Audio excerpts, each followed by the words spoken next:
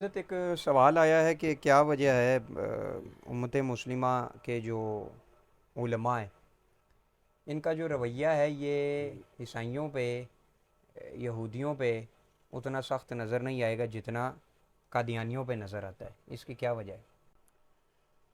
ایک دانشور نے کہا تھا کہ اسلام کے مقابلے میں کفر اتنا نقصان دہ نہیں ہوتا جتنا اسلام کے مقابلے میں خود ساختہ اسلام نقصان دہ ہوتا ہے۔ ایک کافر ہے نا، کھلا کافر ہے، آپ بھی جانتے ہیں کافر ہے، ہر کوئی جانتا ہے کافر ہے۔ قادیانیوں کا معاملہ یہ ہے کہ یہ مسلمان تو نہیں ہیں لیکن سمجھتے ہیں کہ ہم ہی مسلمان ہیں، یعنی مراد یہ ہے کہ یا تو قادیانی اپنے آپ کو کہیں کہ جی ہم مسلمان نہیں ہیں، ہم اقلیت ہیں جیسے دوسرے لوگ ہیں، پھر ٹھیک ہے۔ دوسری بات یہ ہے کہ یہ جو قادیانی تحریک ہے، یا مرزا غلام قادیانی تھا، جس قدر اس بندے نے گالیاں دی ہیں مسلمانوں کے مختلف لوگوں کو، اچھا یہ اس کا ریئیکشن بھی ہو سکتا ہے۔ اچھا ہاں، اور دوسری بات یہ ہے کہ یہ اس لیے ہے کہ یہ مسلمان بن کے مسلمانوں کی جڑیں کاٹتے ہیں، جبکہ ایک عیسائی ہے تو وہ عیسائی ہے، بات ختم ہوگی، جی ہر بندہ اس سے چوکنا ہے۔ تو یہ چونکہ جیسے ایک منافق ہوتا ہے نا، وہ زیادہ قرآن کریم میں منافقوں کو کافروں سے برے کہا گیا ہے، ان المنافقین فی الدرک الاسفل من النار۔ اس کی وجہ کیا ہے؟ کافر تو کافر ہے نا، کھول کے کافر تو ہے نا، جی کھل کے اس میں یہ قدر تو پائی جاتی ہے نا کہ وہ کافر ہے۔ جبکہ منافق جو ہے وہ کہتا یہ ہے کہ میں مسلمان ہوں، جبکہ وہ اسلام کی جڑیں کاٹ رہا ہے۔ تو اس لیے جس طریقے سے منافق جو ہیں وہ کافروں سے زیادہ برے ہیں، اس طریقے سے قادیانی اسلام کے لیے دوسروں سے زیادہ بڑا خطرہ ہے کہ یہ اسلام کے نام پہ اپنے کفری عقائد کو ترویج دیتے ہیں۔ اس لیے علماء ان کے بارے میں زیادہ محتاط ہیں۔ ٹھیک جی۔ اچھا حضرت، ایک سوال ہے کہ آج کل آپ کو پتہ ہے سوشل میڈیا کا زمانہ ہے، تو حضرت اس میں یہ بھی ایک نئی چیز شروع ہو گئی ہے کہ لڑکے لڑکیوں کے نا مکس واٹس ایپ گروپس بن گئے، تو وہاں پہ لڑکے لڑکیوں نے آپس میں گپیں شروع کر دی۔ تو جب کچھ دوستوں نے اعتراض کیا تو وہ آگے سے یہ کہنے لگ پڑے کہ صحابہ بھی تو امی عائشہ کے پاس مسئلے پوچھنے جاتے تھے نا۔ ایک تو یہ روایت پیش کر دیتے ہیں، دوسرا وہ کہتے ہیں کہ ایک جگہ آپ دیکھیں کہ نبی علیہ السلام جا رہے تھے اور ایک صحابی جا رہے تھے گھوڑے پہ، تو ان صحابی نے دیکھا خواتین کو ایک سائڈ پہ، تو آپ صلی اللہ علیہ وسلم نے ان کا منہ دوسری سائڈ پہ پھیر دیا۔ تو یہ دو وہ استدلال کرتے ہیں کہ یار دیکھیں صحابی ہوگے تو ان کی بھی تو نظر پڑ گئی نا، اور جب صحابہ خود امی عائشہ کے پاس جاتے تھے تو علماء اس پہ کیوں سختی کرتے ہیں کہ یہ جو مکس گیدرنگ یا جو یہ لڑکے لڑکیوں کا آپس میں بول چال بالکل ایزی ہونا، اس پہ جمہور کی رائے حرام کیوں ہے؟ دیکھیں، اس میں بات یہ ہے کہ یہاں تک یہ ان کے پہلے استدلال کا تعلق ہے کہ حضرت عائشہ صدیقہ رضی اللہ تعالی عنہ سے جا کے صحابہ کرام سوال کرتے تھے، تو قرآن کریم میں اس پر ایک نص ہے، وَإِذَا سَأَلْتُمُوهُنَّ مَتَاعًا فَاسْأَلُوهُنَّ مِن وَرَاءِ حجاب۔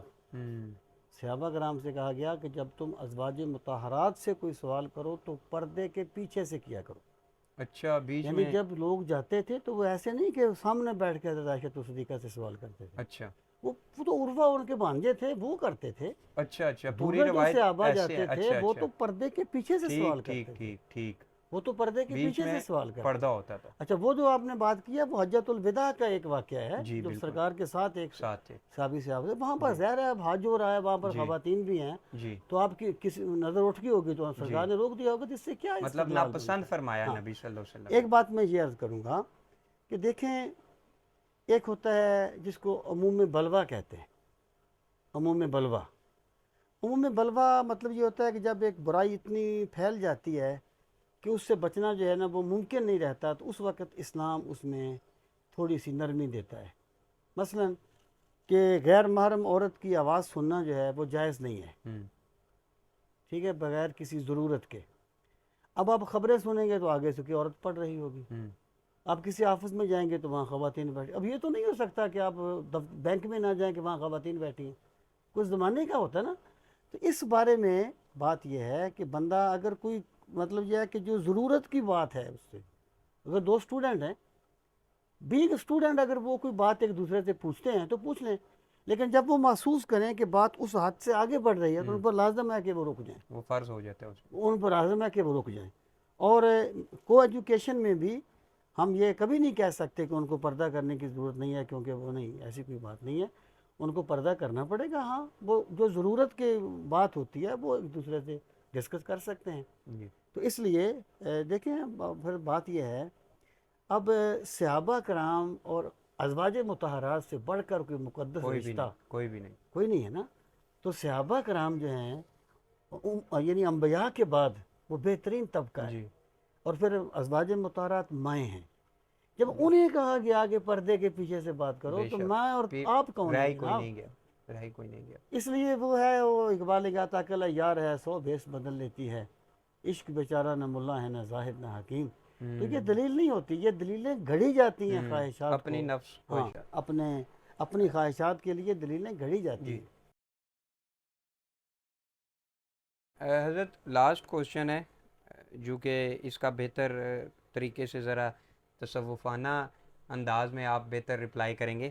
حضرت اگر کسی انسان نے یہ چیک کرنا ہو، نیت اس کی ٹھیک ہوتی ہے، بعض اوقات وہ کام دین کے لیے کر رہا ہوتا ہے، لیکن وہ کہتا ہے کہ مجھے یہ کیسے پتہ چلے گا کہ میں نفس پرستی یا خود پسندی کا شکار ہوں، چاہے میں دین کے ہی کام میں لگاؤں، اپنے آپ کا میں جو محاسبہ ہے وہ اس میں مجھے کیسے پتہ چلے گا کہ آج کل کہ طرح طرح کے فتنے ہیں سوشل میڈیا پہ، ہر طرح ہر بندے کا نیا نیا اسلام ہے، اور نیت تو ٹھیک ہوتی ہے بندے کی، لیکن اسے یہ کیسے پتہ چلے گا کہ وہ ٹھیک ٹریک پہ یا نفس کا غلبہ ہے یا خود پسندی کا نہیں، وہ شکار ہے؟ بندہ اس کو اپنے آپ کو جج کر سکتا ہے نا. فرض کریں کہ ایک بندہ جاتا ہے تو اس کو بڑا ویلکم کیا جاتا ہے، ہوں. اور کہیں وہ جاتا ہے تو اس کو ویلکم کیا اس کو بڑے تان و تشنیع کا ہوں. سامنا کرنا پڑتا ہے. ہوں. تو وہ دیکھے کہ میرے جذبہ ابلاغ میں کوئی فرق تو نہیں آ گیا. ٹھیک. اگر فرق آ گیا تو اس کا مطلب یہ ہے وہ نفس کے لیے کر رہا ہے. ٹھیک. ٹھیک ہے. اسی طریقے سے اگر لوگ جو ہیں وہ اس کو اپریشیٹ کریں تو وہ کام کرو. آج بھی میں ایک جگہ پر لیکچر دے رہا تھا اخلاص کے بارے میں، تو حضرت شیخ عبد القادر جیلانی رضی اللہ تعالیٰ عنہ کا فرمان کہ آپ نے فرمایا تھا کہ اخلاص یہ ہے کہ تو لوگوں کی مدح و ذم سے بے نیاز ہو جا. ٹھیک ہے. تو مراد یہ ہے کہ بندہ جج کر لے کہ کیا میں بندوں کے رویوں کی وجہ سے میں آگے بڑھ رہا ہوں، یا بندے میرے ساتھ جو بھی معاملہ کرے میں پھر بھی اپنے کام میں مگن ہوں. تو اس سے وہ اپنے آپ کو جج کر سکتا ہے، ایک بات. اور دوسری بات یہ ہے کہ بندے کا کام ہے اپنی طرف سے کوشش کرنا، اپنی طرف سے کوشش کرنا اور اپنا محاسبہ کرتے رہنا. باقی ہم کمزور لوگ ہیں، بے شک. اللہ تعالیٰ کرم کا معاملہ کرتا ہے اپنے بندوں کے بے ساتھ. شک. تو جو کمی رہ جاتی ہے وہ مولا اپنے کرم سے پوری کر دیتا ہے. تو بندے کو یہ چاہیے کہ وہ یعنی اس چیز کو جج کر لے کہ میری یعنی دلچسپی جو ہے اس کا مدار کیا ہے. ٹھیک.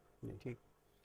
بہت شکریہ حضرت آج کی نشست کا. انشاءاللہ اگر زندگی رہی تو ہم ہر جو سیچرڈے یا سنڈے کی جو ترتیب بنتی ہے، ہر ہفتے میں ہماری کوشش ہوتی ہے کہ آپ سے ہم ٹائم لیں اور لوگوں کے جو مختلف کوسچنز ہوتے ہیں ان کے آپ آنسر دے سکیں. اللہ تعالیٰ آپ کو جزائے خیر دے، اور آج بھی جو میں نے اور ہمارے دیکھنے والوں نے جو سنا اس پہ عمل کرنے کی توفیق عطا فرمائے. آمین. جزاک اللہ. اللہ تعالیٰ آپ کو جزائے خیر دے جی. آپ وقت نکالتے ہیں. جزاکم اللہ احسن الجزا. اللہ تعالیٰ ہم سب کو دین کا فہم صحیح نصیب فرمائے.